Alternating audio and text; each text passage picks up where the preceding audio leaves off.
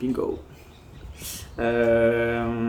On se fait ça complètement a cappella, hein. Je sais pas comment on commence, etc. Vraiment discussion. Bon, attends, je vais introduire le truc. Bon, nous voilà avec Monsieur Nicolas Haute qui a décidé de partir au Mexico, vivre la vida loca sous les tropiques. Et t'as bien raison. C'est vraiment cool le Mexique. Comment ça va, Nico ? Eh ben, ça va très très bien. Effectivement, le Mexique, c'est très très cool. On profite d'un super temps. Et puis là, comme tu le sais, dans 2 jours, je vais être sur Mérida pour donner un petit stage de MMA. Découvrir un petit peu le niveau des Mexicains en Muay Thai, en MMA. Ça va être super cool. Donc, impatient là-dessus. Ça va être très chouette. Qui sont plus connus pour être bons en anglaise qu'en roulade arrière et en double leg, double takedown. Ça va être intéressant, ça va être cool. Ça va être super cool. Bon. Et comme tu dis, plus connu sur l'anglaise, là en fait, c'est un partenariat avec le Mamoudi Gym. Donc en fait, c'est des clubs de Muay Thai qui ont envie de découvrir le MMA. Et on a cette vague dans le monde entier en fait, où un peu comme le CrossFit a amené un petit peu tout le monde à pratiquer l'haltéro, etc. Le MMA fait que toutes les disciplines ont envie de s'enrichir et aller voir un petit peu ailleurs ce qui se passe. Les retombées financières sont évidentes, hein, c'est la clé de voûte du truc. Mais voilà, il y a un vrai intérêt qui se dégage autour du MMA. Logique, ok, incroyable. Bon, Nico, qu'on ne présente plus sur cette chaîne maintenant, c'est bon, avait envie de revenir, et on en a discuté tous les deux, sur ce qui s'est passé il y a 2 semaines, ce petit j'allais dire traquenard, mais c'est pas le mot. Cette petite mésaventure. En gros, on avait, Nico et moi, envie d'aller tourner une vidéo pour aller explorer le niveau mondial de ce que c'est que le striking au Mamoudi Gym, parce que c'est un gym, le temple du Mouet, tu l'appelles, c'est vraiment ça. C'est un gym de champions qui a vu naître Elias Mamoudi notamment, Brice Delval. Les autres, tu les connais tous mieux que moi, mais il y a beaucoup de grands champions, de grands noms, de mecs qui tournent dans des très très grosses organisations. Et moi, avec mon petit niveau ridicule de débutant non compétiteur, je me suis dit, oh, ça pourrait être sympa d'aller mettre les gants là-bas et de voir un peu comment les choses se passent. Et évidemment, le projet d'aller faire un truc pareil est à la fois ambitieux et à la fois débile probablement, mais potentiellement hyper enrichissant pour au moins les gens qui vont regarder ça dans leur canapé et découvrir une vidéo YouTube de ce type.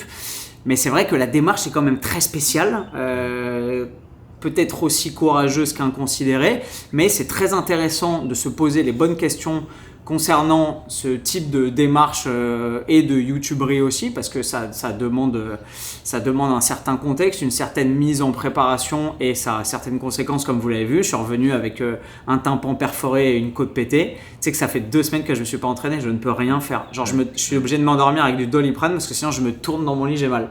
Enfin, c'est l'angoisse. Bref, c'est pas la question. Non, Antoine, je voulais savoir pour la côte, parce que tu m'avais dit au premier examen, bon, le mec il a touché, et puis il t'a dit, bon, ça sert à rien de faire un IRM ou un scanner ou quoi que ce soit.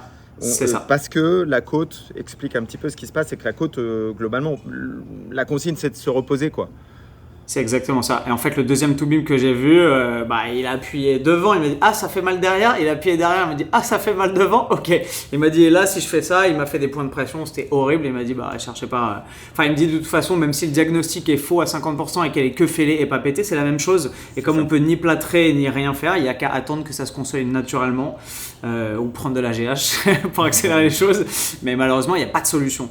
Donc on s'en fout et je vais attendre que ça passe. Mais c'est vrai que c'est pour un tout petit truc qui a l'air de rien, parce que t'as vu, je prends un coup de genou et un front kick comme les mecs prennent ça dans les combats quand ils ont le niveau pour pouvoir encaisser ce genre de truc 10 fois pire. Et là, ça, visuellement, tu dis oh ça va, et en fait je suis complètement handicapé depuis 2 semaines, quoi. Mais on avait envie de revenir avec Nico sur peut-être ce qui a fait que c'en est arrivé là, peut-être ce qu'on aurait dû faire toi et moi différemment. Mais surtout sur une réflexion globale de qu'est-ce que ça veut dire et comment est-ce qu'on peut avoir la prétention peut-être ou l'audace d'aller s'intéresser à ce genre de niveau extrêmement impressionnant sans faire le journaliste classique, c'est-à-dire sans se mettre sur le bord du ring, filmer et dire « Oh oui, c'est impressionnant, ils sont très forts, on voit la technique, etc. » et faire les commentateurs sportifs en restant les mains dans les poches, parce que moi, c'est jamais un truc qui m'a intéressé et j'ai toujours eu à cœur d'assumer mes ambitions et d'aller un peu au charbon, entre guillemets, même si j'ai pas le niveau pour soutenir une opposition plein pot avec des mecs comme ça, évidemment. Mais du coup, la démarche, elle est toujours un peu bâtarde et un peu biaisée. T'es pas non plus sur la touche en mode avec tes petites lunettes de geek en mode ah non je peux pas me battre, j'ai un appareil dentaire mais allez-y montrez-moi ce que vous savez faire, et t'es pas non plus un ancien champion du monde qui émanerait de cette discipline et de cet univers là et puis qui viendrait et qui se lancerait dans une démarche de vulgarisation, etc. Donc ma position elle est très intermédiaire et très bâtarde, mais c'est super intéressant qu'on réfléchisse là-dessus tous les deux. Je pense qu'à la base on a ce concept et toi et moi, ce concept moi que j'ai appelé en immersion. C'est-à-dire que c'est vraiment ça, tu es venu dans la salle, tu as vraiment participé à un cours qui avait lieu. C'est-à-dire que si tu n'avais pas été là, le cours, je l'aurais donné de la même façon, je serais venu à la même heure dans la salle, il y aurait eu les mêmes personnes, etc. etc. Donc la première des choses, c'est de se dire, ok, dans quel contexte on est? Est-ce qu'on a mis en place une situation, entre guillemets, à la Thibaut InShape, où il y a Elias et il y a Antoine, et tout est fabriqué autour, etc. Il y a presque un scénario et tout. Ou est-ce que tu as mis les pieds dans une salle, dans un cours qui était là. Et ça, si on parle des coulisses de cette histoire, on se parle le samedi, je crois. Tu me dis, j'aimerais bien qu'on tourne un truc au Mamoudi. Je te dis, Antoine, moi je pars jeudi. Donc il nous reste 3 jours. Il y a lundi, c'est sparring. Et il y a mardi, c'est prépa physique. Tu veux le sparring ou la prépa physique? Et de là, tu me dis, mardi, je ne suis pas dispo. Donc c'est lundi et tu viens lundi matin. C'est comme ça que ça s'organise. Ça, c'est la première des choses. La deuxième des choses, c'est que nous, on s'est déjà rencontrés avant. Et comme on s'est déjà rencontrés, on s'est déjà rencontrés. Moi, je te connais de par les vidéos YouTube où je sais que tu as vécu en Thaïlande, je sais que tu as rencontré Sunshine, je sais que tu travailles avec Maxime du Garage Club sur le Muay Thai. Je sais que tu as une affinité pour le Muay Thai qui est développée depuis des années. Quand on s'est rencontrés, tu es venu faire le fractionné sac il y a 1 an avec Nassourdine et Mavov, dernier fractionné sac de Nassourdine avant qu'il aille à l'UFC, qu'il fasse un combat de malade mental et qu'il gagne son combat à l'UFC, où t'envoies la sauce sur le fractionné sac et tu me surprends et tu as un débit qui est super bien, quoi. Je le dis dans la vidéo. Ouais. Et donc, on est sur en réalité une évaluation de ma part qui est presque faussée. C'est-à-dire que je suis là et je dis ok, Antoine, je peux le mettre dans ce cours-là. Effectivement, il va dominer personne dans ce cours, mais ça va aller, quoi. Il va être capable de gérer, et même si, parce que moi dans ce cours-là, j'encadre des mecs qui vont combattre très bientôt, Ibra qui combat au Brave dans 2 semaines, etc. Donc je sais que je peux pas avoir toute mon attention sur toi. Mais je me dis, ça va passer dans ce cours-là. Et ça, c'est la première erreur que je fais. C'est-à-dire qu'au lieu d'organiser une séance pour toi, avec un partenaire, un sparring partner qui est choisi, qu'aurait pu être Elias, qui contrôle tous ses coups, qui sait précisément où il tape, comment il tape, etc. Je te mets au milieu d'une séance avec un œil qui n'est pas tout le temps sur toi. Et ça, c'est la première erreur que je fais dès le début, en fait. Dès le début, ça, c'est une erreur. Ensuite, la séance commence et puis ça se passe comme une séance de Muay Thai que tu fais avec Elias Mahmoudi, quoi. On est avec le plus haut niveau mondial, donc une maîtrise de dingue. C'est très difficile et de le toucher, de voir ce qui arrive, parce que ça peut être une jambe, ça peut être un coup, ça peut être un point, voilà. Mais ça reste très sympa. C'est dans la bonne humeur. Ouais. Ça travaille sérieusement, mais dans la bonne humeur, ça rigole, ça échange. On commence en plus sur des techniques un petit peu de lutte, de clinch, des trucs sur lesquels t'as pas trop de danger sur ces techniques-là. Et c'est vrai. C'est voulu, c'est choisi, quoi, qu'on commence sur cette séance. Mais toi, déjà, dès le début de la séance, tu sens que c'est dur. Comment tu le sens, toi, ce début de séance avec Elias sur du clinch qu'on fait, hein. On commence la séance sur du clinch. Ce qui est drôle, c'est que c'est même pas sa spécialité, c'est-à-dire que c'est même pas du striking. Ouais. même s'il avait évidemment bossé le clinch plus que probablement n'importe qui sur Terre, en tout cas européen, depuis qu'il a 5 ans. Quand on fait les drills, les arm drag, les trucs et tout, c'est des trucs que tu as dû lui enseigner depuis quoi, 1 an, même pas 2 ans. Même pas. Et le mec, il a un Antoine, tel même génie pas. de toute façon. Ouais, c'est ça, 6 Ça mois. fait 2 mois qu'on bosse Ça ça. fait quoi. 2 mois. Ok. Ce qui déjà est parlant en termes de capacité d'absorption, lui, des connaissances et de la restitution, c'est incroyable. Parce que c'est un génie du mouvement, c'est un génie du combat, c'est un génie de la distance, de tout ça. Donc il est jeune en plus, il apprend extrêmement vite. Puis juste, je pense que c'est un esthète dans son domaine. Tu lui donnes un truc et comme tu disais, Cyril Gann à l'époque, tu lui montres un truc une fois, le lendemain il revient et dit ah ouais mais attends je suis allé voir, j'ai testé comme ça, j'ai rajouté un 360 et tout et il t'invente des trucs. Enfin c'est des virtuoses dans leur domaine ces mecs là.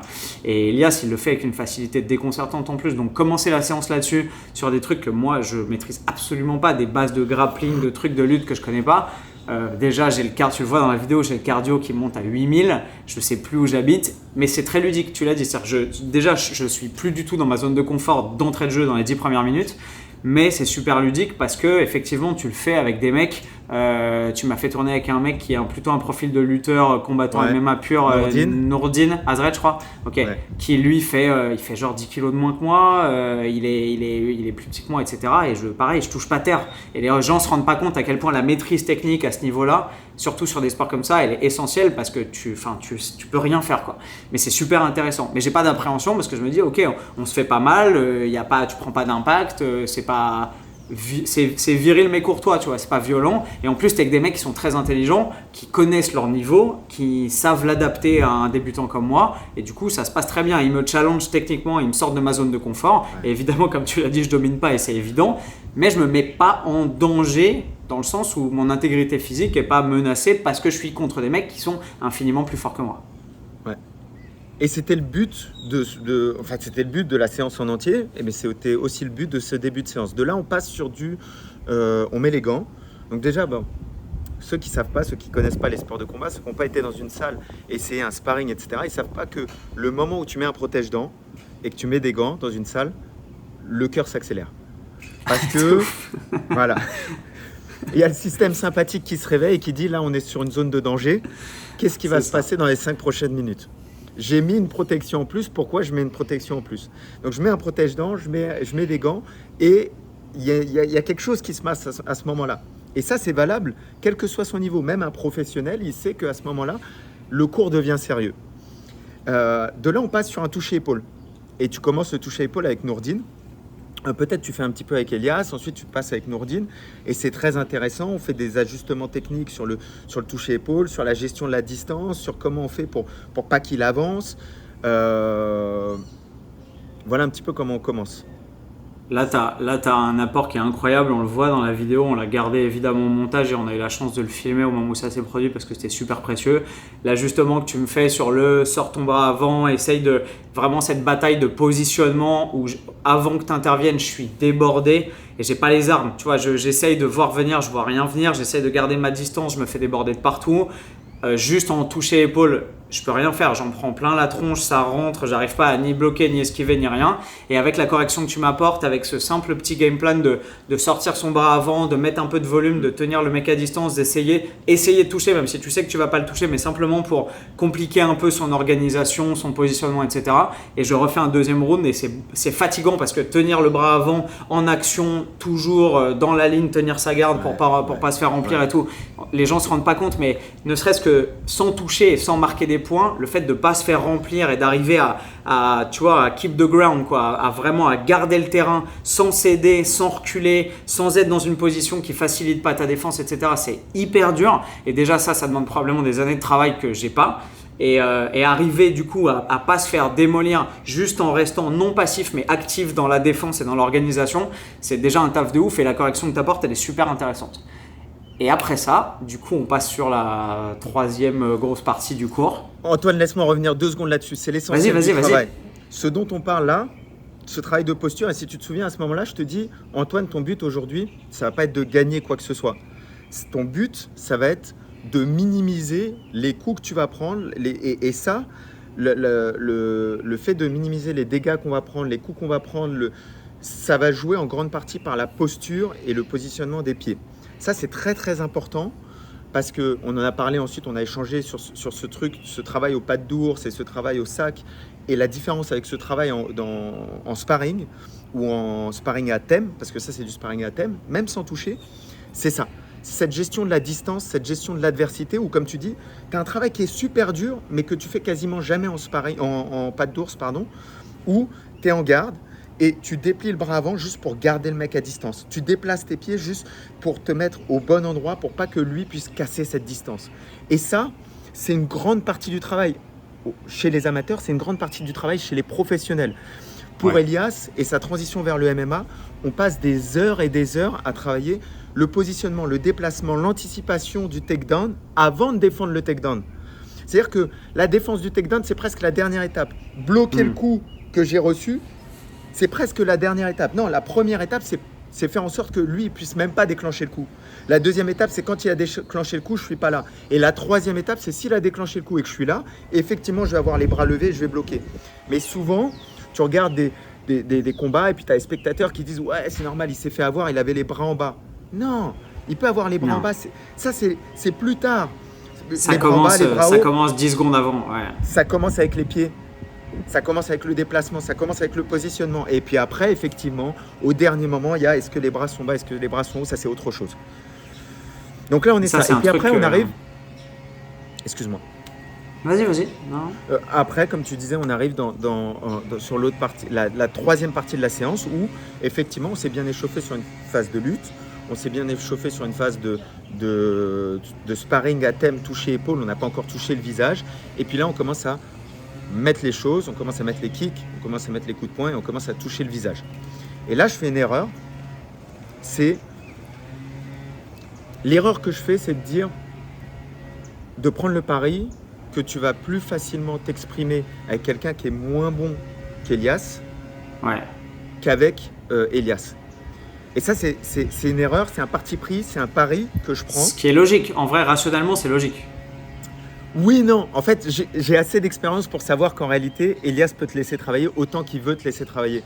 C'est ça. Alors que quelqu'un qui est moins bon qu'Elias, il n'aurait peut-être pas cette faculté d'adaptation. Et surtout, si je ne l'ai pas mis dans le bon mode, si j'avais briefé cette personne-là avant, et je lui dis, voilà, il y a Antoine qui vient. C'est pas parce qu'il y a une caméra que Antoine est un boxeur professionnel. C'est pas parce qu'il est musclé, parce qu'en plus, tu vois, t'as une... Ouais, ça aide pas. Tu vois, tu as un physique qui fait que, bon, ok, le mec, il est bon, on va le tester, tu vois. Mais moi-même, j'aurais dû briefer la salle. Et briefer cette personne qui est pas un pro, qui est pas un amateur, qui est ce que j'appelle un semi-pro. Donc, c'est quelqu'un qui travaille, mais c'est quelqu'un qui, tous les matins, s'entraîne sur le Muay Thai et qui fait ça depuis des années. Donc, c'est quelqu'un qui a un niveau sérieux, qui n'est pas professionnel, parce que ce n'est pas quelqu'un qui combat professionnellement régulièrement, mais qui fait des sparring réguliers avec des professionnels, qui connaît le sparring, etc., etc. Et moi, j'aurais dû avoir deux choses. Un, le briefing avant, dire, écoute, on a quelqu'un qui vient découvrir le Muay Thai. Donc attention, le but, c'est de le laisser découvrir le Muay Thai. Et deux, il y a une fonction, et je suis le premier à en parler, je suis moi-même enseignant, donc je suis le premier à en parler quand j'enseigne là-dessus. Il faut être, quand tu es enseignant, il faut être capable de zoomer, dézoomer. Dézoomer, c'est-à-dire que tu as un plan de la séance globale où tu vois tout le monde en même temps. Tu es suffisamment loin pour voir ce qui se passe avec Elias et Ibra qui prépare son combat ici. Et à gauche, voir ce qui se passe avec Amine et Antoine. Et il y a un moment où moi, je zoome sur Elias et Ibra qui sont en train de faire un sparring en oubliant de dézoomer pour voir ce qui se passe sur le côté entre toi et Amine. Et c'est une erreur que je fais. En fait, j'aurais dû toujours avoir dans un plan de vision l'un et l'autre. Vous placez, même je peux vous placer dans la salle pour dire, ok, toi je te vois, lui je le vois, et à tout moment je peux couper un sparring si ça ne va pas dans le sens que je veux. Il y a un moment, je fais une erreur de trop zoomer d'un côté, et si tu zoomes trop, tu dézoomes sur l'autre côté. Et je vous vois plus, et vous êtes même, on le voit à un moment dans la caméra, je suis de dos. Et ça, c'est une grosse erreur. Au lieu d'être de dos, j'aurais dû tourner comme ça, je voyais là et je voyais là. Tu vois ce que je veux dire ? Ouais, mais c'est très difficile. Après, la scénographie de la salle aussi fait qu'elle est un peu en L comme ça, donc c'est pas forcément facile d'arriver à se placer, de tout voir, et puis c'était pas le but, tu vois. Et effectivement, en fait, c'est pas des erreurs à chaque fois, il n'y a rien qui est rédhibitoire, mais en accumulant je pense qu'il peut s'en sortir tout seul, je pense que ça va aller, je pense que les mecs sont suffisamment intelligents pour le laisser travailler, c'est bon, je peux me concentrer sur autre chose. C'est comme en moto quand tu te pètes la gueule, c'est la moto elle est un peu haute pour moi, mais ça va, je touche sur la pointe des pieds, je suis un peu débutant, mais ça va, je sais m'en sortir, il pleut un peu, mais bon, ça va, il pleut pas non plus des cordes, et tu cumules les trois et tu te fous la gueule en l'air en fait. Ouais. Mais ouais, intéressant. Et du coup, se passe ce qui pouvait arriver, mais n'était pas forcément obligé d'arriver. Et quoi, donc le sparring déborde un peu, c'est même pas ça parce que... Il y a une mauvaise gestion. Il y a une mauvaise gestion de sa part parce que comme on voit pas, on a coupé dans le montage, mais nous on a beaucoup charrié. C'est notre façon dans les salles, souvent tu charries pour apprendre quelque chose à une personne. Et on l'a beaucoup embêté là-dessus en lui disant mais comment ça se fait que tu mets un coup de genou dans la côte? Parce qu'en réalité le même genou, l'espace qu'il a par rapport à ta position, etc., le même genou il peut ne pas le mettre, ce qui est une très bonne solution, ou le mettre dans le buffet comme nous on appelle ça, c'est-à-dire le mettre dans les abdos où il y a une zone qui est pas sensible, tu vas pas provoquer de dégâts, tu vas couper le souffle mais sans provoquer de dégâts. Le genou placé à cet endroit-là, c'est un genou qui est mal placé. C'est un genou qui n'est pas placé de manière intelligente. On a quelqu'un qui est plus expérimenté, on a quelqu'un qui est plus lourd que toi, on a un genou qui est mal placé, on a beaucoup de facteurs qui ne sont pas bons. Et donc ça c'est le premier point. C'est parce que je considère qu'on a deux choses. On a le genou sur la côte qui là, c'est un genou qui est mal placé. C'est pas quelque chose d'intelligent. En termes de sparring, c'est quelque chose qui n'aurait pas dû arriver. Et puis on a le tympan, où là c'est tu marches, tu te foules la cheville. C'est ça. Tu n'as pas arrêté de marcher demain parce qu'une fois tu t'es foulé la cheville. Ça, tu peux rien. Le tympan, on a Elias, c'est un mec qui combat à 61 kg, qui met des gans, c'est pas du 18, c'est du 20. Ça c'est incroyable. Ça n'existe pas. Je croyais que c'est du 18. Okay, c'est du 20. Oui. C'est-à-dire ça n'existe même pas. Moi, je rencontre jamais des mecs de 61 kg qui mettent du 20. Il met du 20. Et quand tu descends, et c'est peut-être même parce qu'il met du vin qu'il te perfore le tympan. Quand tu descends, il te met l'uppercut comme ça. Ouais, il met rien en plus, juste il pose. Je sais même pas s'il veut me toucher en fait. Je pense que c'est juste il anticipe le takedown, il me pousse un peu et juste mon oreille elle vient mourir sur son gant quoi. C'est juste ça. Et je pense qu'il y a l'air à ce moment-là qui fait il y a une onde de choc de l'air et boum le tympan Mais alors. Moi, je considère pas que tu aies fait des erreurs, mais même si toi, avec l'expérience que tu as, tu aurais probablement préféré faire les choses un peu différemment. Mais moi, je pense que j'ai fait 2 erreurs là-dedans.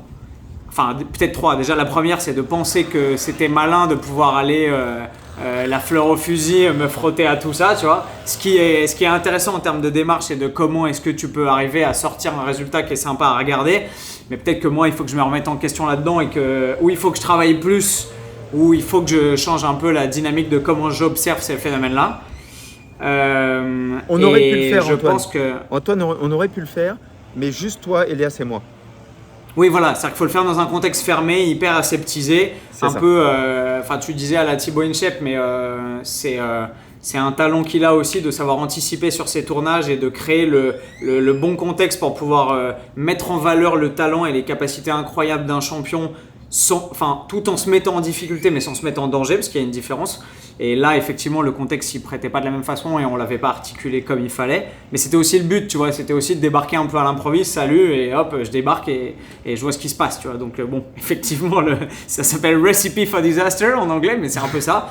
Et je pense que sur le coup, c'est tout à ton honneur. Et les gens le savent peut-être pas.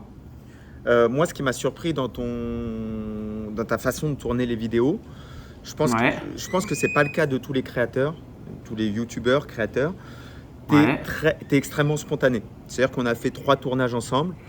On a fait 3 tournages sur lesquels, globalement, avant la séance, tu savais même pas ce qui allait se passer. Ouais, parce que c'est aussi pour moi la logique des sports de combat. J'ai pas envie de scripter un truc alors là, voilà, il te met un coup de pied, oh là là, tu tombes. Enfin, c'est horrible, tu vois. J'aime pas travailler comme ça, j'aime pas interagir avec les gens comme ça. Et je trouve que en plus les gens dans ce milieu, tu vois, toi t'arrives, t'as l'habitude de la caméra et tout, c'est pas du tout le cas des gens que tu vas potentiellement mettre dans la lumière ou interviewer. Donc moi je prends sur moi toujours de me dire, ok, je pose une caméra et on essaye d'oublier la caméra et après on voit ce qui se passe, tu vois. Et ensuite la vie fait son travail et les personnages et les gens que t'as en face de toi font leur travail. Là où je pense que j'ai été con, c'est que tu le vois dans la vidéo quand je prends l'uppercut dans l'oreille. Je suis là et j'entends plus rien. Et je te dis, ah ouais, j'entends plus rien à gauche. Et là, j'aurais dû dire, ok, tu vois, genre rideau. Et bizarrement, il y a ça. Et après, est-ce que j'ai été désorienté ou est-ce que j'étais un peu dans une zone de flou où j'avais plus trop conscience de ce qui se passait. Et ensuite, je me fais marbrer. Et même, tu vois, même quand je me fais péter la côte, j'aurais dû dire, ok, vas-y, c'est bon, tu vois. Sauf que moi, j'ai même pas le recul. Tu vois, je pensais qu'il m'avait coupé le souffle ou que c'était un truc un peu à la rate ou je sais pas, tu vois, je tombe, j'ai mal, je fais, et en plus, il compte, il fait 1, 2, je me dis, bon, ok, ça va. Et dans ma tête, j'entends ça comme un con et je me dis, bon, ça va passer, tu vois, tu sais, j'ai déjà pris des pètes à la boxe. Il te met un coup de poing au sol. Il te met un coup de poing au sol. J'ai vu la vidéo, je dis, mais t'es taré ou quoi? Pourquoi tu lui mets un coup de poing? Tu tombes et ça.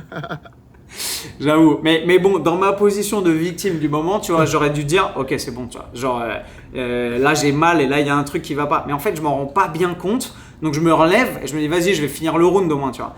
Et là, je me dis, ok, c'est bon, il y a vraiment un problème. Et en fait, je me rends compte vraiment que quand ensuite je remets les gants avec Elias et qu'il met juste un middle tranquille, contrôlé de ouf, je le vois arriver, je le prends dans l'avant-bras et tout, et juste mon coude qui tape contre mon flanc, et là je me plie en deux, je me dis ok, terminé, c'est pas possible, tu vois. Je peux plus rien faire en fait, je suis HS. Elias le dit à ce moment-là. Il le dit, mais non, c'est pas possible, je l'ai mis tout doucement, s'il a aussi mal, c'est qu'il a une côte pétée, parce que lui il a cette expérience-là, il sait la force qu'il met, il comprend, et il voit que s'il y a un tel impact sur un middle qu'il mettrait dans un gamin de 8 ans, forcément c'est qu'il y a un problème de mon côté. Et moi je pense que je suis tellement dans l'adrénaline, tu sais, avec les sécrétions de l'ensemble des endorphines qui sont analgésiques, on connaît ça tous les deux, etc. T'es dans le moment où en fait c'est peut-être probablement assez grave, mais sous le coup, en plus avec l'ego, etc. Tu dis bon vas-y, je vais serrer les dents, c'est pas grave, je vais aller à la fin de la vidéo, tu vois. Et en fait ça c'est une grosse erreur de ma part, je pense. Mais bon, voilà. Mais c'est hyper intéressant. C'est hyper intéressant. Qu'est-ce que si on s'écarte un petit peu de ce truc-là, qu'est-ce que tu as retiré du coup de cet échange avec Elias? Parce que, moi j'ai trouvé ça incroyable parce que les gens se rendent pas compte à quel point. Enfin, moi c'est aussi pour ça, quand tu parles de spontanéité, etc., c'est aussi pour ça que j'ai envie de vivre ces vidéos-là, parce que moi le but quand je fais ça, c'est une plongée en abîme avant tout pour vivre une expérience humaine et sportive et martiale, et pas juste pour faire une bonne vidéo qui va faire 5 millions de vues, je m'en fous, tu vois. C'est des vidéos qui marchent en plus pas forcément nécessairement bien parce que c'est pas dans ma niche. Ma niche c'est plus la préparation physique, l'entraînement, la prise de muscle, la perte de poids et la nutrition. Et comme j'aime les sports de combat, la boxe et aussi le côté, tu vois, la sortie de la zone de confort et la progression et le développement personnel et la progression mentale que ça offre, j'essaye d'attirer un peu de contenu vers les sports de combat, vers la boxe, parce que je pense que c'est salutaire et que c'est génial pour les gens. Mais moi, j'ai pas envie d'arriver et de scripter un truc pour juste parler d'un champion, faire une vidéo sur lui. Oh, regardez ce qu'il peut faire, c'est incroyable, il fait des triples coups de pied sautés. Oui, c'est génial. Mais en fait, les gens peuvent pas, je pense, se rendre compte de la réalité du niveau de ces mecs sans rentrer dans la cage avec eux et voir ce qui se passe en fait. Et je pense que la meilleure façon de leur donner ça à voir, c'est d'y aller soi-même. Tu peux regarder les gens du cirque, les jeux du cirque autant que tu veux, tu vois des mecs se faire bouffer par des lions, tu dis oh, mais moi si j'étais là j'aurais mis un gros uppercut au lion. Ouais, tu sais, tu développes, à force de rester dans ton canapé, tu développes cette espèce. C'est horrible, mais tout le monde, même moi, tu vois McGregor et tu dis mais attends, mais pourquoi il rate son crochet là? Mais attends, tu le vois qu'il est à droite, je sais pas, José Aldo il met 13 secondes, là il peut le toucher au coup d'avant, tu vois. Et non, et en fait tant que t'es pas dans le truc avec les mecs, et c'est ça, c'est vraiment pied à pied avec les gants et tout, et que tu n'en as pas pris 2-3, tu te rends pas compte à quel point le niveau, c'est des mecs qui sont intouchables en fait dans la vraie vie. Et quand tu arrives et que tu mets ton ego de côté, et ta fierté et tes fausses croyances, et que tu fais l'échauffement et que tu arrives et qu'il est lundi, il fait 10 degrés, on est au mois de novembre et machin, il fait froid, tout le monde est fatigué, truc et tout, et que tu te mets là-dedans, là tu dis ok, là tu comprends. Et là quand tu es face à Elias, tu vois, pour moi, là tu me redis, il combat à 61 kilos, c'est inconcevable. Dans ma tête, alors je sais que quand il rentre dans la cage, il n'est pas à 61 kg parce qu'il reboit, il remange, etc. Mais tu te dis, sais, quand t'es à la télé, tu regardes l'UFC, tu dis oh, ça va, c'est des moins de 70, je fais 75. Ouais, bon, peut-être qu'ils ont l'habitude, mais tu sais, genre dans la rue, ça peut aller. Tu vois ce que je veux dire? Et là, tu vois un mec, tu dis, il combat à un poids de combat qui est genre 9 kilos. Moi, je tourne à, tu vois, là, je suis à 70 kilos à peu près. Ouais. Donc, dans ta tête, tu dis, ouais, c'est un petit gabarit. Tu vois, genre, ça va. Ouais. Et t'es en face. Et moi, je suis ni un Superman, ni un bagarreur, ni un dur à cuire spécialement. Mais je suis quand même sportif, j'ai une bonne hygiène de vie. Tu te dis, je vais pouvoir faire peut-être quelque chose. Et tu touches pas terre. Tu touches pas terre. C'est-à-dire que tu vois pas arriver les coups, tu peux évidemment pas le toucher. Tu t'épuises et limite tu te blesses tout seul juste au cardio parce que tu vas te fouler une cheville en essayant de ne pas te faire taper sur la gueule, quoi. C'est incroyable et les gens se rendent pas compte de ça. Et moi, ma démarche, ça a toujours été de ok, et s'il faut un mec pour vous montrer à quel point c'est exceptionnel, la seule façon de le faire, c'est de mettre un mec qui est un mec lambda comme moi, qui a un peu de courage, qui en veut un peu, qui lâche rien. Antoine, qui est même pas lambda. Oui, c'est-à-dire que le mec qui regarde ça et qui pratique pas comme toi, qui n'a pas une hygiène de vie, qui pratique pas la musculation, l'endurance depuis des années, qui n'a pas, t'as pratiqué le Muay Thai quand même, t'as fait des cours, etc. T'as une connaissance qui dépasse de loin le mec lambda. Le mec lambda qui dit oui, je lui mets une droite dans la rue, je sais ce que c'est facile, etc. Le mec, ce qui capte pas le mec, c'est que des 1, tu touches pas le gars, et 2, au bout de 1 minute, t'as plus d'énergie. Sauf que le mec, il peut continuer à envoyer des coups pendant des dizaines de minutes sur toi. C'est ça. C'est ça. Et ça, c'est exceptionnel. Mais tu vois, après, peut-être que on peut critiquer la démarche, tu peux le faire de 1000 façons différentes. Mais moi, c'est la façon dont j'aime le faire parce que j'aime me mettre en difficulté aussi et j'aime me rendre compte à quel point ces mecs sont à un niveau incroyable. Et c'est vrai que quand tu mets sur un ring ou dans une cage 2 mecs qui ont un niveau qui est quasi équivalent, parfois le combat est même pas intéressant parce que tu te dis ouais, bon, tu sais, si t'es pas expert, tu t'es même pas capable de savoir qui remporte le round ou qui gagne, ou s'il n'y a pas un avantage net et précis, tu dis bon, ok, ils ont fait un bon combat. Alors que tu mets un mec comme ça, comme Elias, face à un mec qui est, tu vois, genre juste champion du monde une fois, genre qui n'a pas tout son palmarès, toute son expérience, ses combats au one, etc. Le combat, il dure 1 minute 30, tu vois, Enfin bref, c'est exceptionnel et moi ce que j'ai retenu de cette expérience, c'est que comme à chaque fois que j'ai la chance, et c'est rare, et moi dans mon métier j'ai la chance d'en croiser plus que le commun des mortels, comme à chaque fois que je croise des très grands champions ou des très grandes championnes comme ça, tu te rends compte à quel point c'est stratosphérique comme niveau et comme expérience et comme qualité, comme vision du jeu et comme lecture, etc. C'est magnifique et voir ça de mes yeux et pouvoir se frotter à ça parce que en parler avec des mots c'est toujours très bien, mais tant que t'as pas vécu le truc, tu peux pas te rendre compte à quel point t'es dominé, à quel point c'est un autre univers. Et donc je suis prêt à faire ce genre de sacrifice pour pouvoir vivre ce genre de moment-là parce que sportivement c'est exceptionnel. Voilà. Ouais. Mais après, tu vois, je sais pas si en m'améliorant, si en travaillant plus, parce que c'est le but aussi, que je devienne un peu moins une chèvre au fur et à mesure, si je vais me prémunir de ce genre de dérapage potentiel. Et c'est même pas sûr. Parce qu'en fait, à la limite, plus ton niveau augmente, plus les mecs, s'ils n'ont pas l'intelligence d'arriver à réguler, peuvent se dire « Oh, ça va, oh, il encaisse, oh, ça va, il sait un peu faire, oh, il a déjà fait un combat en amateur, c'est bon, il connaît. » Et là, tu te fais détruire en fait. Parce que tu prétends être à peu près dans la même cour, alors que tu es toujours à des années-lumière, mais avec un tout petit peu moins de distance, mais t'es jamais au même niveau en fait. Je pense qu'il y a 2 choses. Je pense comme on a dit, le tympan, ça c'est l'accident sur lequel tu t'entraînes tous les jours, ça peut t'arriver. Voilà, c'est l'accident. Les côtes, c'est autre chose. Mais de la même façon qu'on avait parlé avec Elias, quand McGregor s'est fracturé le tibia, de l'adaptation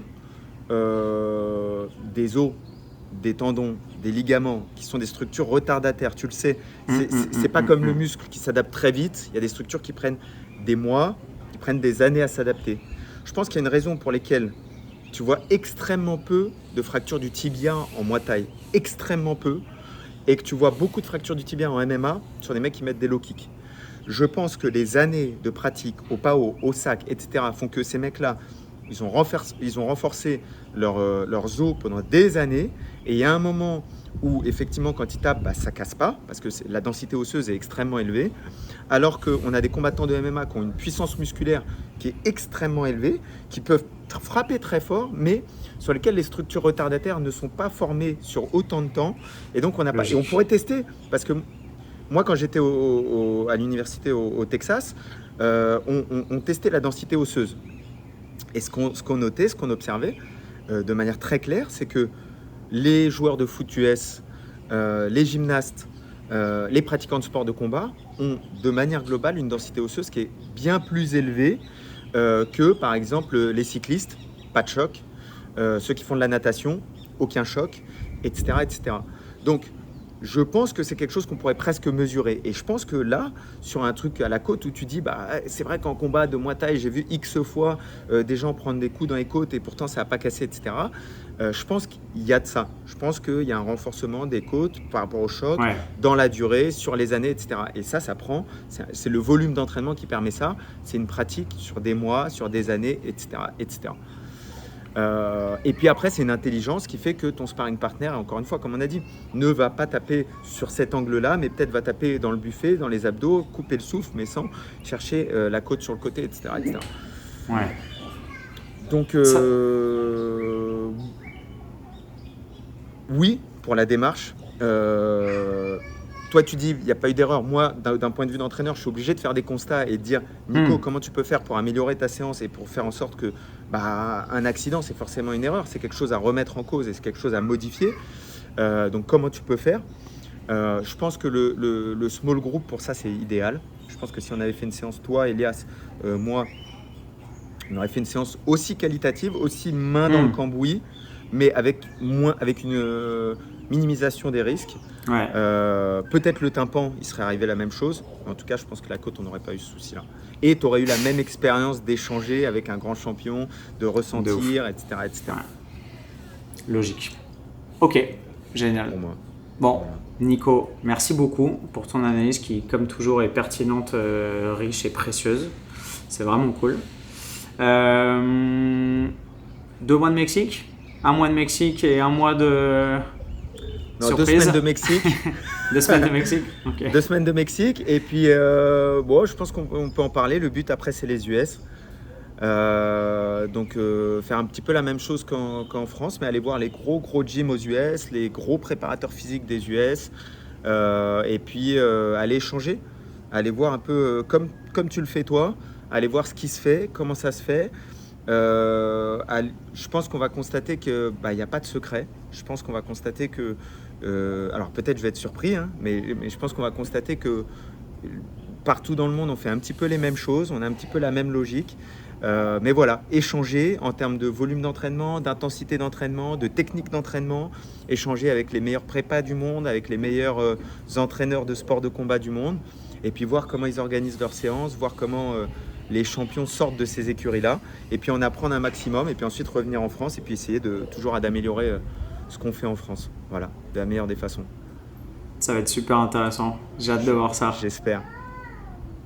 Bon, Nico, merci pour ton temps. Mes soldats, vous connaissez Nico, si vous hésitez encore où le trouver, je vous mets évidemment l'ensemble de ses références et ici et dans la description de la vidéo, son Insta et son site internet, parce que tu as un site internet aussi, smartfight.fr. Yes, attention, il est encore en modification, il y a encore des petites choses à faire, tu sais, mais on y est, on avance dessus. Ça marche, nickel. Bon, merci beaucoup Nico. Merci à toi Antoine. Je ferai une conclusion post, avec une meilleure qualité, une meilleure lumière et tout. Yes. Tu peux éteindre ta caméra, on peut se faire ça en même temps, comme ça le rush fait exactement en même temps. Tu me dis. Tout à l'heure. Vas-y, dans 3, 2, 1, stop.